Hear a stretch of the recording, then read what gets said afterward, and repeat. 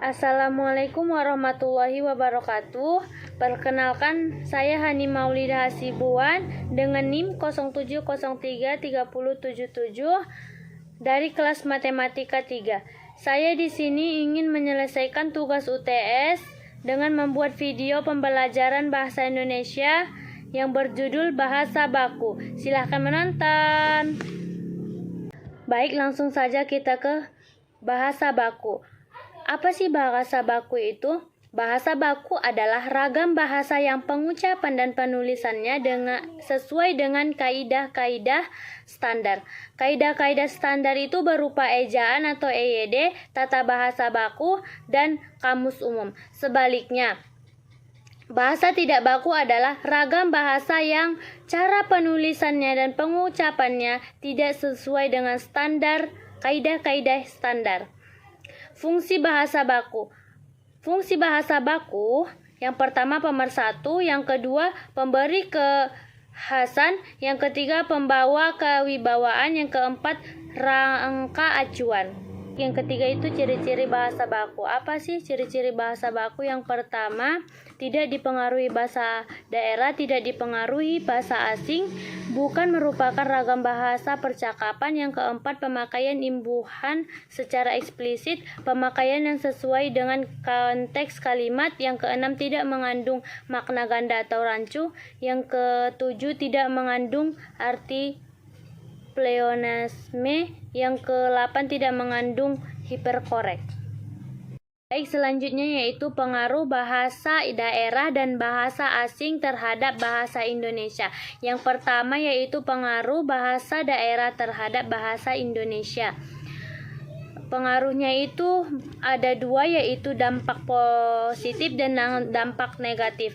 Dampak positifnya yaitu bahasa Indonesia memiliki banyak kosakata. Yang kedua yaitu sebagai kebudayaan bangsa Indonesia. Yang ketiga sebagai ciri khas bangsa Indonesia. Yang keempat, menimbulkan karakter dalam berkomunikasi.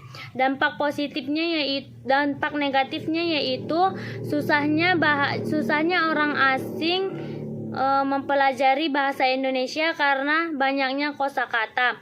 Yang kedua,